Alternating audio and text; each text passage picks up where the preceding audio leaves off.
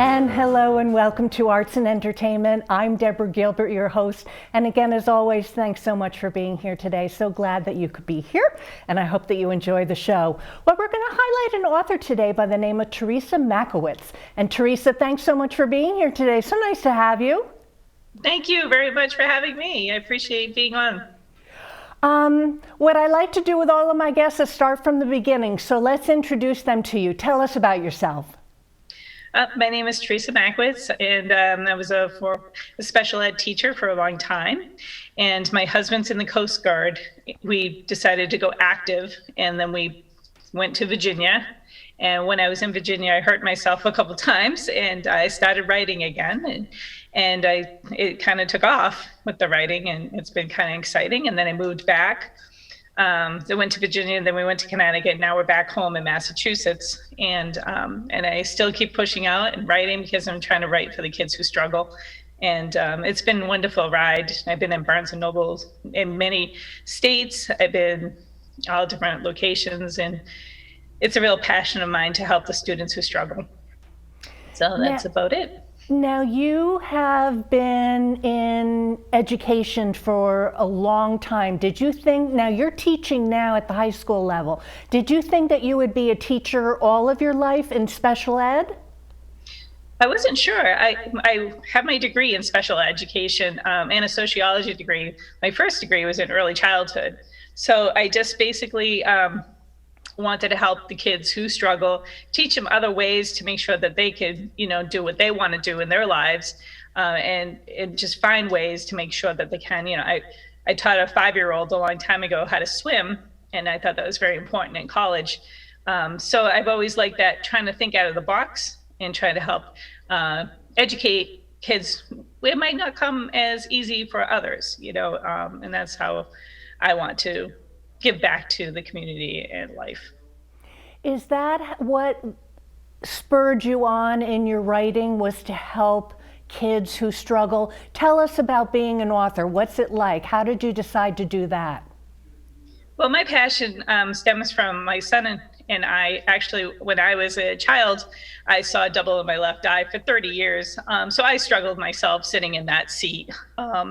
But I always made sure that I always could get to that next level, figured out how to move myself, and got through college. I didn't get my eye fixed until I was about 30. So in saying that, I actually sat in these kids' seats, in the special education, the kids who are on IEPs. I understand that it's difficult, and I want to try to help them and educate them. My son is creative, gifted, and talented, and sometimes he struggles because people don't understand how he thinks, which is, amazing, and nothing to be, I think, he's a lot like me, which is great. But the thing is, you have to learn how to understand how everybody thinks and learns differently. And that's why I want to write these books. I want to write these books to help educate everybody about all different types of disabilities. I wrote one about Down syndrome, the autistic, gifted and talented,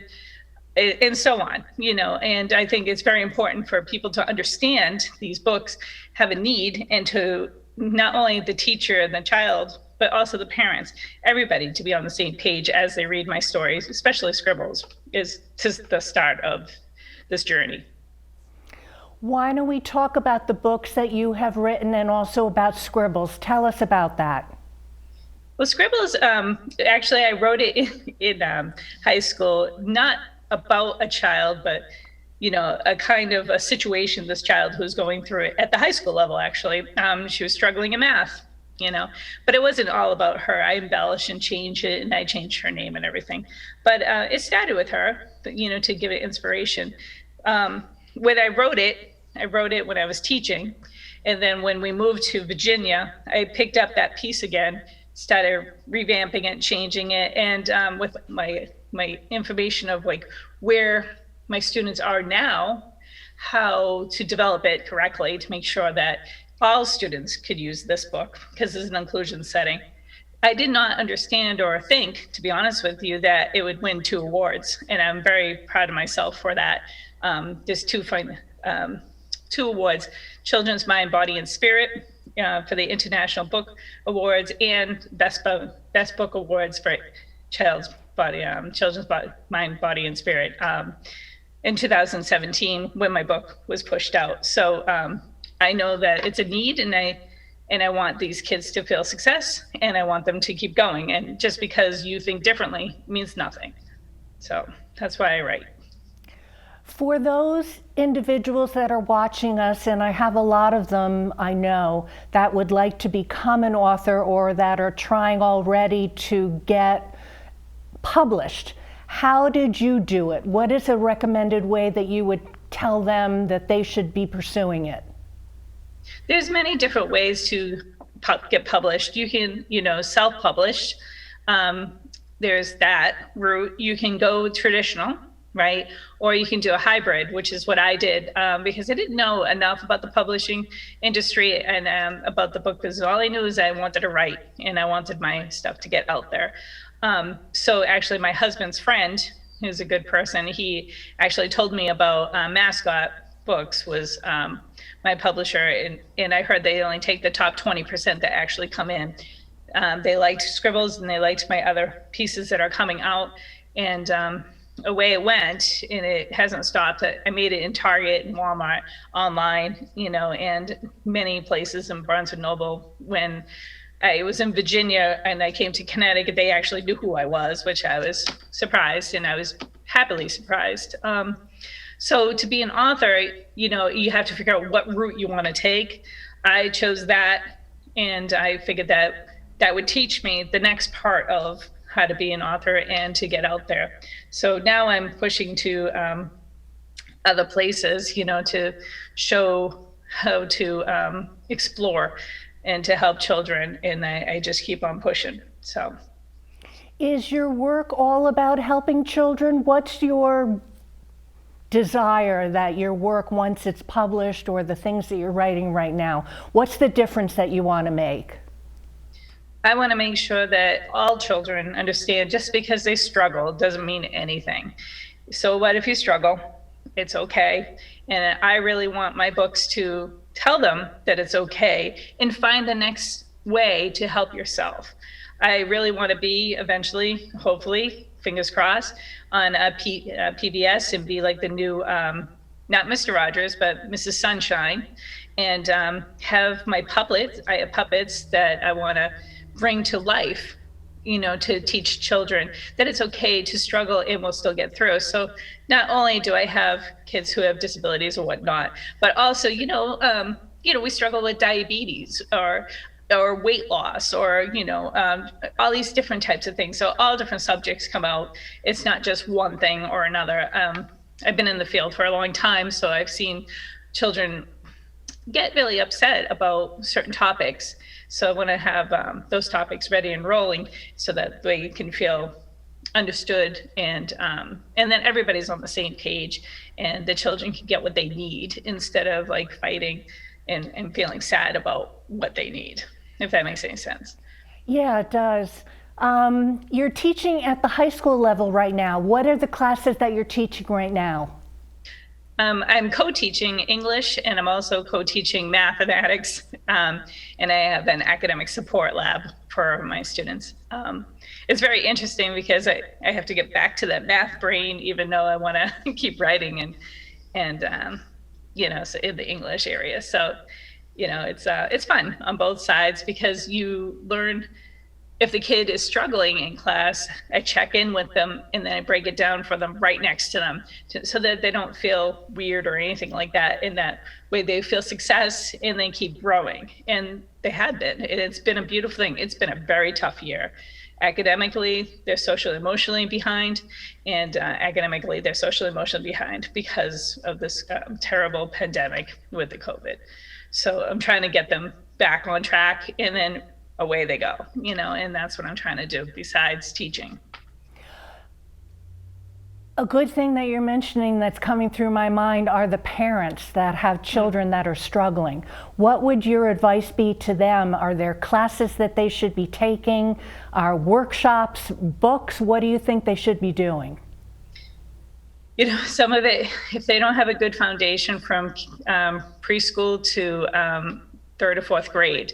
If they have a good foundation, they should be okay later. If they don't, we need to fill in those holes, and we got to fill them in, because if we don't fill them in, then when they get up to the math, we'll just say in high school, then that's where they're getting lost. Now they're 2 years behind because of the pandemic. I see that, I have to fill them in a little bit, or they can go on that Khan Academy, or, for reading, they might need to look at their sight words again. They have to just look at these things, and we have to bring them back. So all different types of kids, you see it in all levels of school. You're going to see kids struggling, and that's okay. We just got to get them back on track and love them and support them as much as we can. I have twin boys that went through it, and I was fortunate I was home with them. But what happens if I wasn't? They would be behind too, I'm sure. But we just tried to help and love them as much as we can, and keep pushing. What we need to always just talk to your teachers to see how your child can be helped, because these teachers are incredible. What they're doing every day, trust me, it's hard. I bet it is. Did you decide when you were teaching and going through that process as you were aging that you were writing the whole time? Did you want to be an author only? I wanted to be an author since about 6th grade. I really was very into it. I actually wrote for my special education teacher, who is Mrs. Sperry, and she was amazing. She used to love when I used to write. She used to, oh my goodness, joke around with me. But I never thought writing could turn into anything, if that makes any sense. And I was like, all right, I'll just keep writing for me. And then when I went to college, I took a children's lit course at Dean College. And I was like, wow, this is really what I want to do with my life. And I want to teach. So I can put that happiness together. So I could write and be good for these children and help this all work out.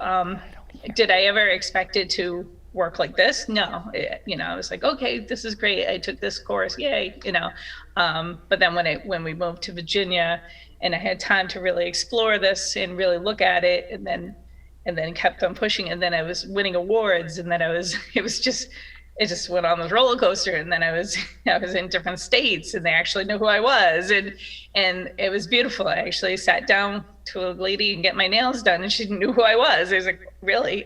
Thanks, and so it's beautiful, because they're seeing that they say to me, keep your stories going, because these kids need it. And I think not only do these kids need it, they need to feel secure and safe and loved at the same time. So this is really my passion. I write for kids who struggle, if it's not disabilities, whatever related, there's all these different stories that these kids have, and they shouldn't feel like they're, they're horrible for this. They should just figure out what we need, and then let's go. We can't cry about it. All right, let's figure it out. Okay, let's move on. That's how it was in my household, because my brother used to say to me, Theresa, he's like, you got it, don't worry about it. I'm like, okay, and my parents would never give up on me either, just like a lot of these parents out there, right? And you just, okay, you got to figure it out. Okay, you fell, get back up, start all over again. That's what my father used to tell me. And I'm like, okay, and you just keep going, and you just got to figure out what works for you. Okay, well, let's hold that thought. I'm Deborah Gilbert. You're tuned into Arts and Entertainment. We're going to take a break. We'll be right back. Information is power, especially in times of uncertainty. In the age of 24/7 breaking news headlines, viral tweets, and social media rumors, we all need to take extra steps to verify information before accepting and sharing what we read online. Whether inaccurate information is purposely posted to deceive or defraud individuals, or shared unknowingly by people who believe it's true, misinformation can be dangerous. Is there a vaccine? Are certain blood types immune? Are additional stimulus checks coming? When will we open back up? Questions are expected, and they deserve accurate answers.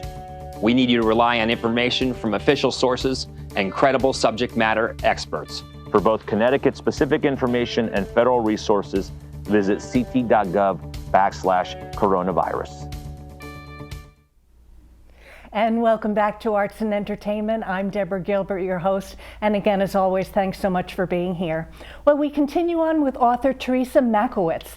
And Theresa, we were talking about the struggle that people of all ages, I guess we could say, have in the education system, and also when they're reading books. Are books a way for these individuals to be able to grow and learn and be better at who they are and get past the struggling point? Absolutely. And not only that, everybody is on the same page. You know, the guidance counselor, the special education teacher, the regular ed teacher, the principal, everybody's on the same page. Everybody understands what the character is going through. And then we can have an open conversation, because it's not about the child anymore. It's about the character. And so we can always talk about the character did this or that. And that way the kids will feel more comfortable explaining what their needs are. So yes, I think that's where my books are trying to do, to take the emphasis off that actual person and talk about another type of person, which is a fictional character.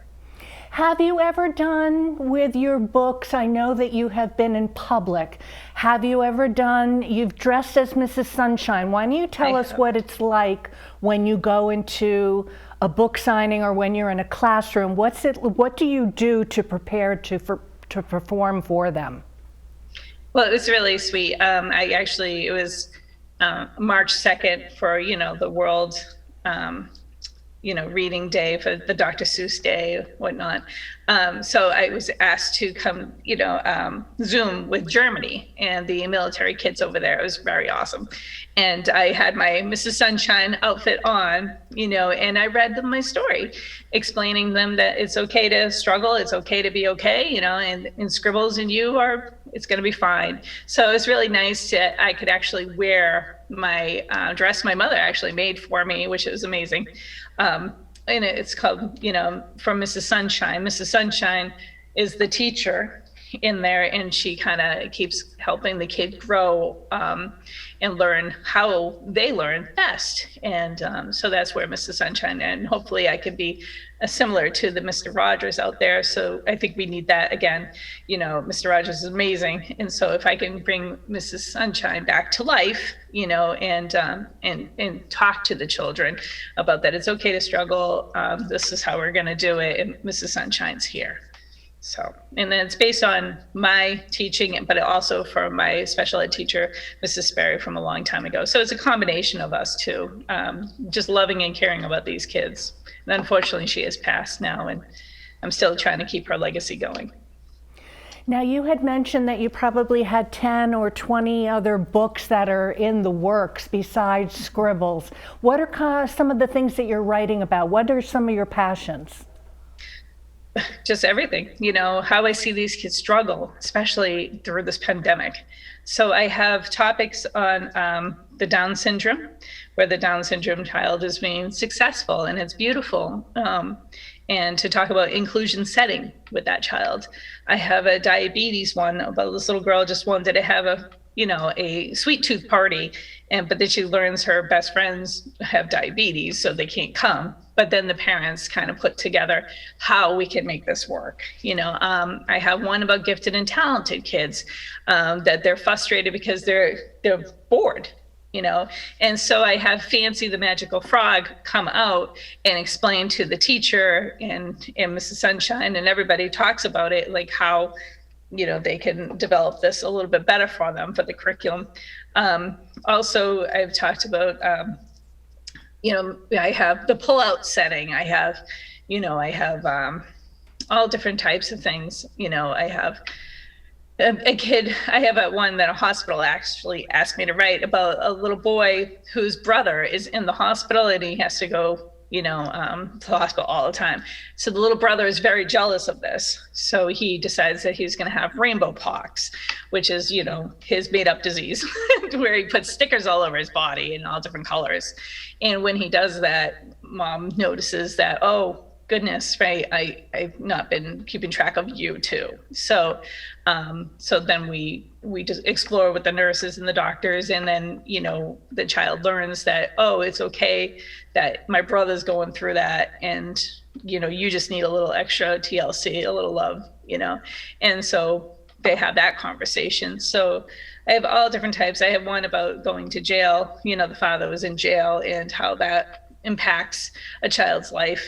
I have all different types of topics coming out. I have submitted to PBS, I'm hoping, 10 different types of topics for episodes, and then it can go into children's books, which I already did all the artwork and everything for that. And then what I want to do is I have the Parent Resource Center, Parent Resource books with it too. So it kind of just goes, and then the puppets that I've created to have the children discuss their feelings through the puppets and understand that it's okay to feel this way, and let's talk through puppets instead of about you, and so I have all different types of topics, and I can keep going because I think it's important, all different types of subjects out there.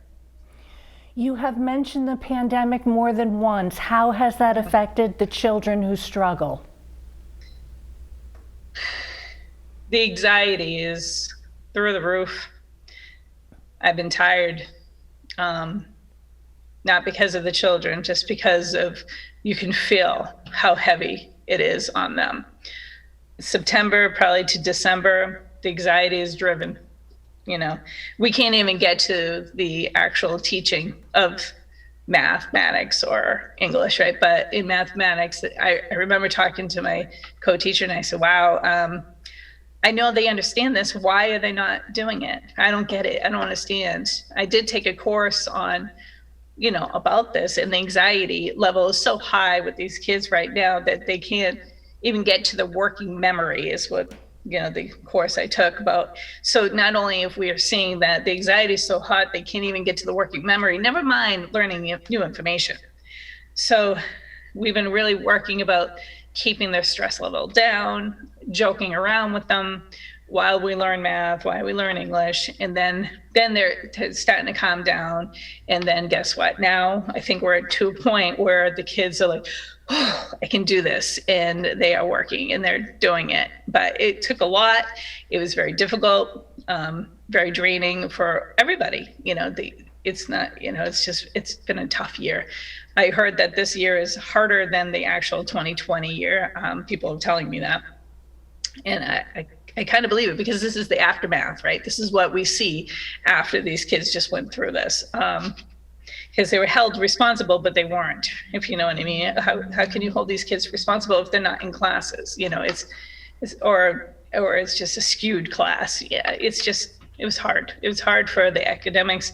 It's hard for the teaching. It's for the parents. It was hard for everybody, the teachers especially, and the administration. So the anxiety, I feel like it's gone down a lot, and I think these kids are coming back. And I think next year, well, for the students I have, I feel like they're going to be okay next year. What about any advice to the parent that's watching us now that thinks that their child may be struggling? Any advice as to who they should talk to, or what should they do?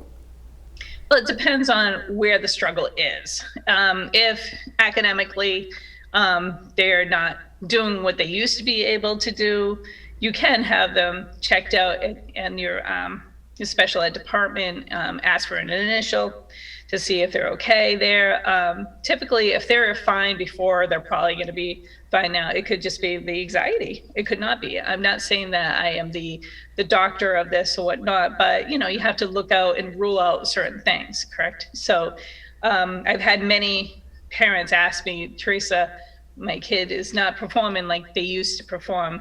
And I said, well, did they have a learning disability before? And they're like, no. I said, I really think it's the anxiety, the 2 years behind, and so we just have to get back on track and just keep going. Or maybe there is a learning disability that was not diagnosed, or maybe not. It could be, a social emotional problem. And that's where I would definitely talk to, if you talk to your special ed director, you can ask for a core eval and ask for an initial for the child if they need it. If not, then you can also do a 504 for them. If they have anxiety and they have it documented anxiety, they can go through guidance, and then they could get a 504, which is just accommodations for the child. So when they go into classrooms, we have all these accommodations, and then all the teachers know how to help this student. So there's multiple things, but it's just been tough, period, end of story. So I think that's some avenues that you can go down. Well, we are starting to run out of time. Any closing thoughts for the viewers before we say goodbye? Don't give up on these kids. They need you, and just give them extra love. And, if they're successful and they're doing well, give them whatever they like, some ice cream or whatever. I joke with some of my students. I'm like, I think this is an ice cream week. You did extremely well. And then just keep loving them and trying to support them as much as we can. Well, we thank you very much for being here, and continued success with being an author. Thank you very much. I really appreciate being here, and I appreciate you having me on this program. Oh, you're welcome. And to all my viewers, in case you are interested in volunteering on the program or you think you might be a great guest, I'd love to hear from you. I'm at artsandentertainment@mail.com. Well, I hope you have a super day today. Thanks so much for tuning in. I'll see you next time.